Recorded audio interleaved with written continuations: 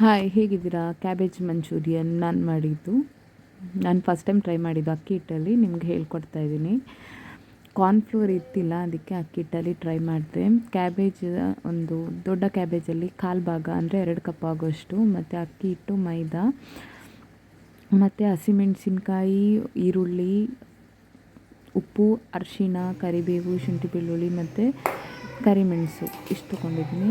ಮತ್ತು ಕ್ಯಾಬೇಜ್ ತುರಿದಿರೋದಕ್ಕೆ ಅಕ್ಕಿ ಹಿಟ್ಟು ಮತ್ತು ಮೈದಾ ಹಾಕ್ಕೊಂಡು ಚೆಂದ ಕಳಿಸ್ಬೇಕು. ಉಪ್ಪು ಮತ್ತು ಅರಿಶಿಣನ ಸೇರಿಸ್ಕೋಬೇಕು.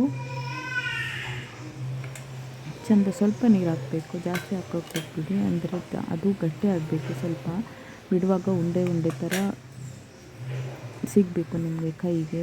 ನೀರಾದರೆ ಒಳ್ಳೆಯದಾಗೋದಿಲ್ಲ ಅದು.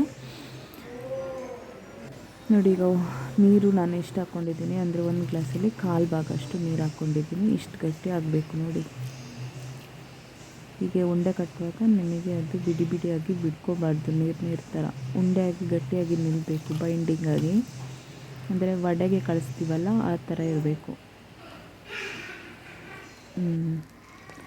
ಇದು ಎಣ್ಣೆ ತೊಗೊಂಡಿದ್ದೀನಿ ನಾನು. ಇಲ್ಲಿ ತೆಂಗಿನ ಎಣ್ಣೆ ತೊಗೊಂಡಿದ್ದೀನಿ. ಇದನ್ನ ಬಿಸಿ ಆದಮೇಲೆ ಎಣ್ಣೆಯಲ್ಲಿ ಫ್ರೈ ಮಾಡಿವಾಗ ಗೊತ್ತಾಗ್ತದೆ ನಿಮಗೆ. ಇದು ಗೋಲ್ಡನ್ ಬ್ರೌನ್ ಆಗೋ ತನಕ ಫ್ರೈ ಮಾಡಬೇಕು. ಕ್ರಿಸ್ಪಿ ಆಗ್ತದೆ ಅದು. ನಿಮಗೆ ಸೌಟೆಲ್ಲ ಹಚ್ಚುವಾಗ ಒಂಥರ ಕ್ರಿಸ್ಪಿ ಥರ ಫೀಲ್ ಆಗ್ತದೆ, ಗಟ್ಟಿ ಗಟ್ಟಿಯಾಗಿ. ನೋಡಿ, ಈ ಥರ ಗೋಲ್ಡನ್ ಬ್ರೌನ್ ಆಗಿದೆ. ನಾನು ತೆಗೆದಿದ್ದೀನಿ. ಮತ್ತು ಇದು ರೆಡಿಯಾಗಿದೆ. ಈಗ ಎಣ್ಣೆ ಬಿಸಿ ಮಾಡಿ ಅದಕ್ಕೆ ಶುಂಠಿ ಬೆಳ್ಳುಳ್ಳಿ, ಸ್ವಲ್ಪ ಕರಿಬೇವು ಮತ್ತು ಹಸಿಮೆಣಸು, ಈರುಳ್ಳಿ ಇಷ್ಟು ಹಾಕಿ ಫ್ರೈ ಮಾಡಿ, ನಾನು ಸ್ವಲ್ಪ ಸೋಯಾ ಸಾಸ್, ನೀರು, ಉಪ್ಪು, ಸಕ್ಕರೆ ಮತ್ತು ಚಿಲ್ಲಿ ಸಾಸ್ ಸೇರಿಸ್ಕೊಂಡು ಸ್ವಲ್ಪ ಗಟ್ಟಿ ಆಗೋ ತನಕ ನಾನು ಕುದಿಸ್ದೆ.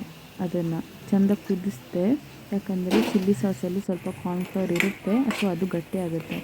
ಆಮೇಲೆ ನಾನು ಗೋಬಿ ಆ್ಯಡ್ ಮಾಡಿದೆ. ಅಷ್ಟೇ, ಗೋಬಿ ರೆಡಿಯಾಗಿದೆ.